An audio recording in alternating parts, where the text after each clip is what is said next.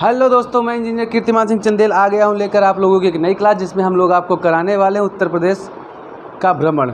जैसे कि मैंने उत्तर प्रदेश की सीरीज़ में आपको क्या क्या बता दिया है। उत्तर प्रदेश का भौगोलिक विभाजन बता दिया है, उत्तर प्रदेश की नदियाँ बता दी हैं, और उत्तर प्रदेश की जलवायु आपको मैंने बताई, और उत्तर प्रदेश की नदियों के किनारे बसे हुए शहर आपको बता दिए हैं। उसके बाद उत्तर प्रदेश के प्रमुख बांध बता दिए हैं। ये सारे आप हमारे प्ले लिस्ट में जा सकते हैं। ये सेशन खास तौर पर state PCS, UP triple SC और आपका यूपी ट्रिपल एससी पेट, आरओ, एआरओ और उससे भी संबंधित जो परीक्षाएं होती हैं, जो उत्तर प्रदेश से संबंधित परीक्षाएं होती हैं, उन सभी में ये बहुत ज़्यादा उपयोगी है आपके लिए, प्रतियोगी परीक्षाओं के लिए। तो प्लीज़ आप अगर इस सेशन को ले रहे हैं तो कापी पेन लेकर बैठ जाइए और उत्तर प्रदेश का मैप अपने पास रख लीजिए। तो आइए हम लोग शुरू करने वाले हैं उत्तर प्रदेश का परिवहन। देखो बेटा, होता क्या है, किसी भी एक चीज़ का अगर आप भौगोलिक स्तर पे पढ़ना चाहते हो किसी भी चीज़ को, तो उसके लिए आपको थोड़ा सा मैप वगैरह लेके बैठना पड़ेगा। जब तक आपके पास मैप नहीं होगा तब तक चीज़ें आपकी क्लियर नहीं होगी। तो मैप लेके बैठिए, कापी पेन लेके बैठिए, जो मैं आपको कराता हूँ उसकी नोट्स बनाते चलिए। तो बेटा सबसे पहले आ जाता है लखनऊ प्लान।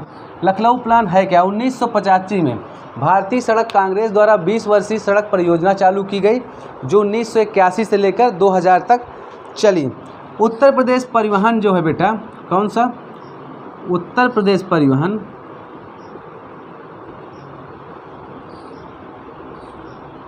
पहले इसका नाम हुआ करता था उत्तर प्रदेश रोडवेज। क्या होता था? उत्तर प्रदेश रोडवेज। इसका नाम कब बदला गया? इसका नाम बदला गया 1 जून 1972 को। कब बदला गया? 1 जून 1972 को इसका नाम बदल के क्या रखा गया? उत्तर प्रदेश परिवहन रखा गया। इसका मुख्यालय कहाँ है अगर देखा जाए तो मुख्यालय है बेटा इसका लखनऊ।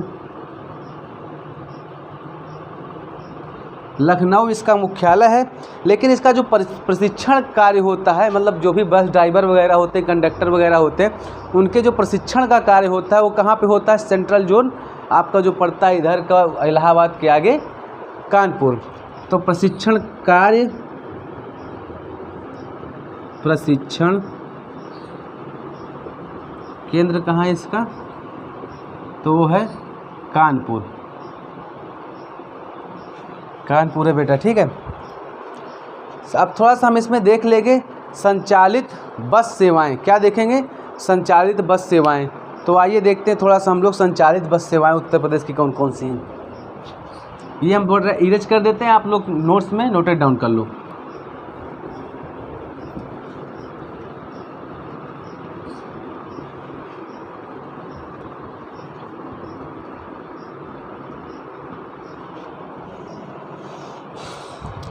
संचालित बस सेवाओं में बेटा देख लेते हैं कौन कौन सी चीज़ बसें हैं।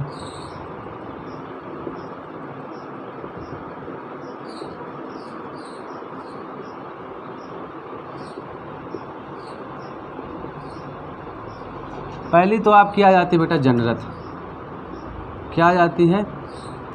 जनरथ बस सेवा, ठीक है। उसके बाद आ जाती लोहिया ग्रामीण बस सेवा। कौन सी आ जाती है? लोहिया ग्रामीण बस सेवा। ये हो गई बेटा आपकी दूसरी। ये कब चालू की जाती है? ये स्टार्ट हुई थी बेटा अभी हाल ही में, फरवरी 2005। कब स्टार्ट हुई थी? फरवरी 2015, सॉरी। कब स्टार्ट हुई थी? फरवरी 2015 को स्टार्ट हुई थी। वहीं पे बेटा एक और आ जाती है महानगरी बस सेवा। क्या हो जाती है? महानगरी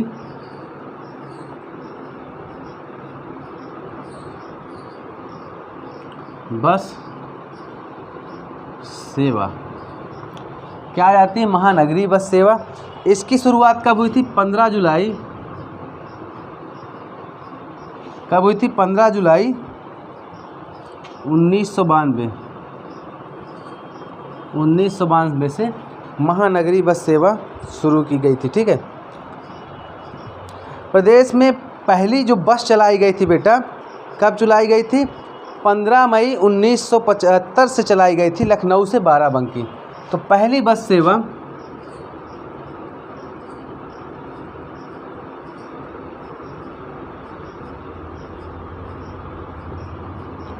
15 मई 1975। कब से? 15 मई 1975 से लखनऊ से कहाँ तक चलाई गई थी? ये चलाई गई थी बेटा लखनऊ से बाराबंकी। कहाँ चलाई गई थी? लखनऊ से बाराबंकी। उसके बाद देख लेते हैं हम लोग क्या, गंगा एक्सप्रेस परियोजना। क्या देख लेते हैं? गंगा एक्सप्रेसवे परियोजना। थोड़ा सा इसको हम मैनेज कर देते हैं बेटा।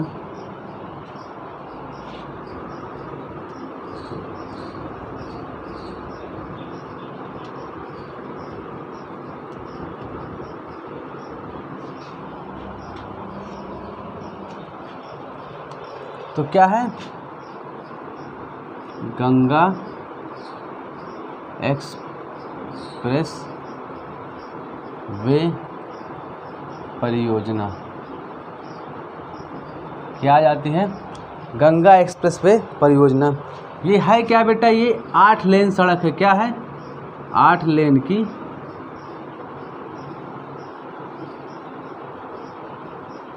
सड़क है। इसकी है 8 लेन की सड़क है। बलिया से लेकर नोएडा तक जाती। देखिए बलिया कहाँ है? यहाँ से लेकर, और नोएडा कहाँ है? यहाँ तक जाती है। ठीक है, कहाँ तक जाती है? बलिया से नोएडा तक। बलिया से नोएडा तक जाती है, मतलब वही ग्रेटर नोएडा तक जाती है। ठीक है, ये किस मॉडल पे बनाई गई थी? बनाई जा रही पीपी मॉडल पे। पीपीपी मतलब ट्रिपल पी मॉडल पे बनाई गई थी। ठीक है, मॉडल पर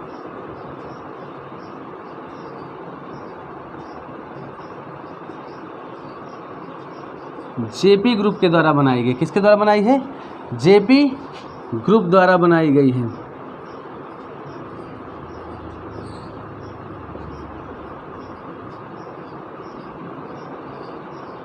कौन बनाया है? जेपी ग्रुप बनाया है। तो बेटा ये हमने देख लिया गंगा एक्सप्रेसवे परियोजना। अब गंगा एक्सप्रेस परियोजना के बाद कौन सी आ जाती है हमारी? यमुना एक्सप्रेसवे परियोजना। कौन सी आ जाती है? यमुना एक्सप्रेसवे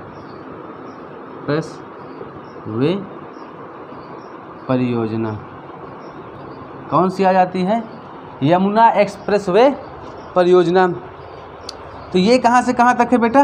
ग्रेटर नोएडा से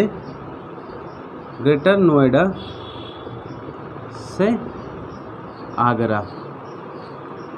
देख लिया जाए बेटा, तो कहाँ है ग्रेटर नोएडा? यहाँ, ये ऐसे आई है। ठीक है, तो इसमें बेटा कौन कौन से शहर कवर होते हैं? इसमें शहर होते हैं कौन कौन से कवर? जीबी नगर मतलब कि गौतम बुद्ध नगर। एक तो ये आपका हो ही गया क्या? नोएडा के बाद जीबी नगर, उसके बाद आपका अलीगढ़। क्या हो गया? अलीगढ़ हो गया। फिर आपका मथुरा आगरा। क्या हो गया? मथुरा आगरा। मतलब ये 4-5 शहर हैं जो इस एक्सप्रेसवे को बनाते हैं या फिर एक्सप्रेसवे से कनेक्टेड हैं। ठीक है, अब उसके बाद बेटा हम लोगों ने इतना सब कुछ देख लिया है। अच्छा ये भी बता दें कि ये भी किससे बना है? ट्रिपल पी मॉडल पे बना है। और कौन बनाया इसको? इसको बनाए हैं जेपी ग्रुप वाले। कौन बनाया? JP group. ठीक है, तो बेटा होता क्या है कि जो हमारा ट्रिपल पी होता है, इस पे होता क्या है, जैसे कि कोई प्राइवेट सेक्टर है, उसमें आधी भागीदारी किसकी हो गई? प्राइवेट सेक्टर की हो गई। आधी भागीदारी किसकी हो गई? हमारे गवर्नमेंट की हो गई। 51 और 49 का रेशियो होता है। बाद में होता क्या है, ये लोग क्या करते हैं? सड़क बनाते हैं, और सड़क बनाने के बाद इसमें टोल टैक्स लगाते हैं, टोल प्लाज़ा लगाते हैं, और टोल का मतलब कि वसूल करते हैं, जिससे लोग अपने पैसे निकालते हैं, इनकम करते हैं। बाद में क्या करते हैं? वही सड़क के जब टैक्सेस निकाल सकते हैं, जितने साल के एग्रीमेंट होते हैं, उसके बाद उस सड़क क्या हो जाती है, गवर्नमेंट की हो जाती है। ठीक है, तो ये कुछ ऐसे मॉडल हैं जेपी ग्रुप ने बनाए हैं हमारे यूपी में। दो, एक गंगा एक्सप्रेसवे परियोजना, दूसरा क्या है यमुना एक्सप्रेसवे परियोजना। आइए थोड़ा सा हम लोग एनएच के बारे में देख लेते हैं, कौन कौन से एनएच हमारे यहाँ विद्यमान हैं यूपी के अंदर। ठीक है,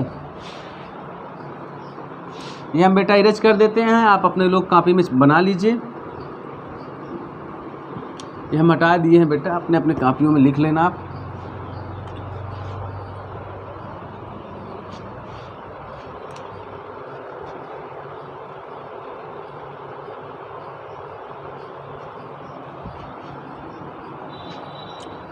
देखो एक परियोजना चालू की गई थी, कौन सी परियोजना बेटा, उत्तर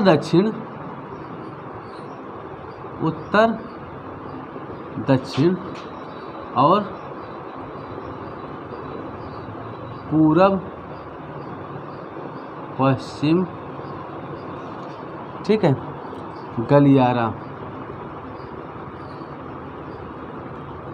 तो ये परियोजना थी कैसी बेटा, देखा जाए तो यहाँ उत्तर में श्रीनगर, नीचे कन्याकुमारी, कहाँ तक, कन्याकुमारी तक। ठीक है, पूर्व में बेटा सिलचर से लेकर, ये आसाम में है। ठीक है, कहाँ है, आसाम में। इधर कहाँ बेटा, अहमदाबाद तक, मतलब कि पोरबंदर तक। ठीक है, ये क्या है, सड़क बनाई गई थी उत्तर से दक्षिण तक, पूरब से पश्चिम तक। तो इस परियोजना की जो सड़क हमारे यहाँ गुजरती है बेटा, पहले तो ये है। ठीक है, देखिए कहाँ से गुजरती है, झांसी से जाती है, कुशीनगर से निकल जाती है। अगर देखा जाए तो यहाँ ये लखनऊ के बाद, लखनऊ से ये जो कुशीनगर तक का क्षेत्र है, ये इसका किस में आता है, NH-28 में आता है। और इधर वाला जो बेटा है, यहाँ लखनऊ से लेकर इधर झांसी के इधर तक का, ये आता है NH-25 में आता है। किस में आता है, NH-25 में आता है। ठीक है, और ये जो इसकी एक परियोजना है उत्तर दक्षिण गलियारा जो है, ये कहाँ से गुजरता है, देखिए झांसी से कट करता हुआ निकल जाता है इधर। ठीक है, कहाँ से निकल जाता है, झांसी से कट करता हुआ निकल जाता है। और ये जो उसके बाद बेटा एक और परियोजना आप सुने होंगे, कौन सी, स्वर्णिम चतुर्भुज परियोजना। स्वर्णिम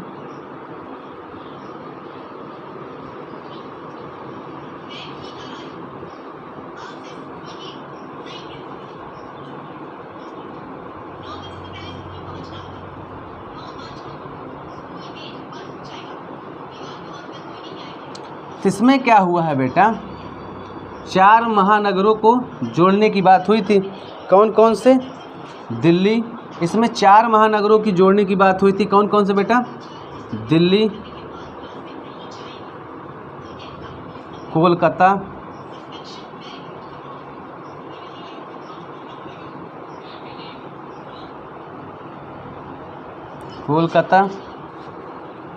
उसके बाद चेन्नई, मुंबई।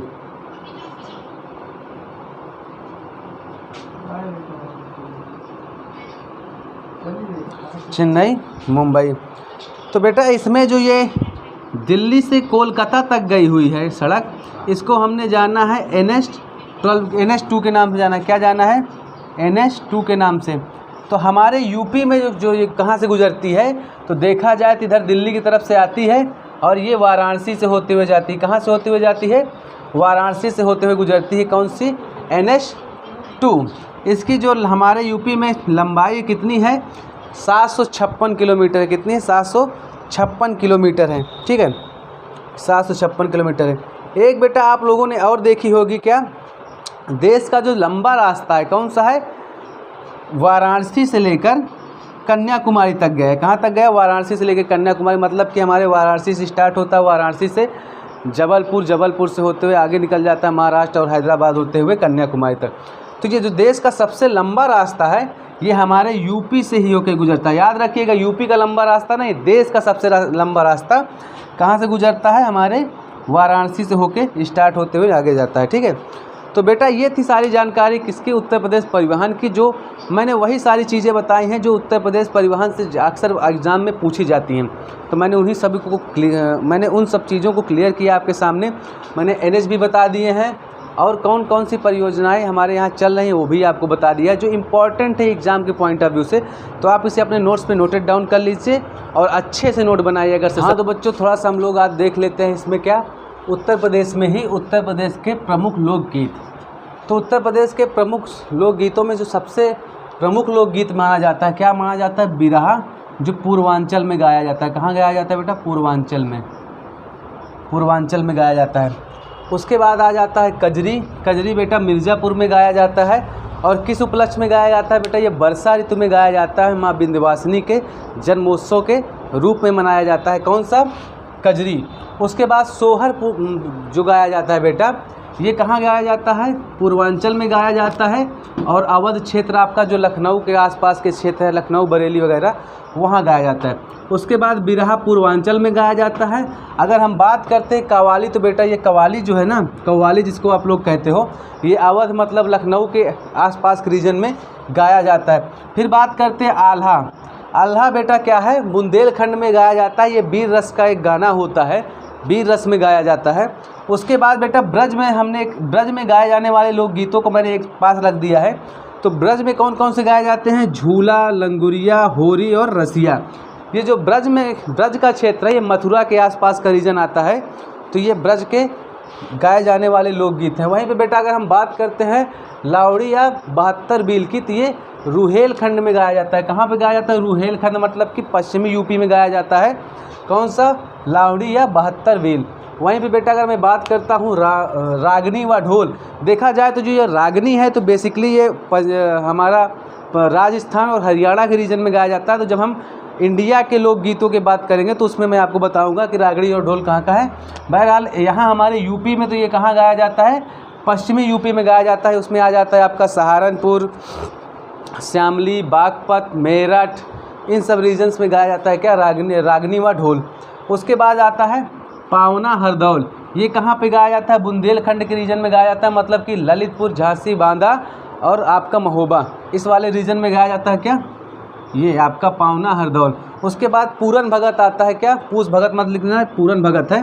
ये पश्चिमी यूपी में गाया जाता है, मतलब कि वही आपका आगरा, मथुरा और आपका उसके ऊपर अलीगढ़, मेरठ, गाज़ियाबाद और दिल्ली के बगल का सहारनपुर, शामली, बागपत, इन वाले रीजन में गाया जाता है। क्या गाया जाता है, आपका पूरन भगत। ये साधुओं के द्वारा गाया जाने वाला एक गीत है। अरे सुनते होंगे ना इस समय आप अपने मोबाइल में एक गाना आता था, मैं तेरी नचाई नाचू सू, तो वो किसके तहत गाया गया था, पूरन भगत के तहत गाया था। मतलब कि परमात्मा और आत्मा के मेल के लिए जो साधु लोग गाते हैं निरंकार ब्रह्म में, उसको क्या कहा जाता है, पूरन भगत कहा जाता है। उसके बाद आ जाता है आपका नेकटा। नेकटा बेटा आपके अवध क्षेत्र में गाया जाता है, मतलब कि लखनऊ का रीजन है जहाँ पे नेकटा गाया जाता है। ये देखा जाए तो एग्ज़ाम के पॉइंट ऑफ व्यू से सबसे ज़्यादा इम्पोर्टेंट है क्या, नेकटा। और उसके बाद आपका इम्पोर्टेंट में आ जाता है क्या, बिरहा, इसमें झूला, रसिया, ये इम्पोर्टेंट आ जाते हैं, ठीक है। और इधर आपका आल्हा के बारे में कभी कभी पूछ लेता है। और कजरी तो इम्पोर्टेंट है ही, कहाँ गाई जाती है, ये मिर्ज़ापुर में गाई जाती है औरतों के द्वारा। तो बेटा ये क्या है, उत्तर प्रदेश के कुछ प्रमुख लोकगीत हैं, खास जो हर बार एग्ज़ाम में पूछे जाते हैं। तो आप इसे तैयार करिए। और हाँ, अगर आप सेशन को ले रहे हैं तो थोड़ा सा क्या है, मैप में भी इन चीज़ों को दर्शा लीजिएगा, तो उससे क्या होता है, थोड़ा सा आपको याद करने में आसानी होगी। और मिलते हैं शाम वाले सेशन में इतिहास के। आपको हम मॉडर्न हिस्ट्री वहाँ पे पढ़ा रहे हैं, तो मॉडर्न हिस्ट्री स्टार्ट करेंगे। और अगर सेशन आपको अच्छा लगा है बेटा तो शेयर करिए, सब्सक्राइब करिए, ताकि और बच्चे भी पढ़ सकें और बच्चे भी सीख सकें। तो मिलते हैं शाम वाले सेशन में, तब तक के लिए लेते हैं बेटा आपसे अलविदा। जय हिंद।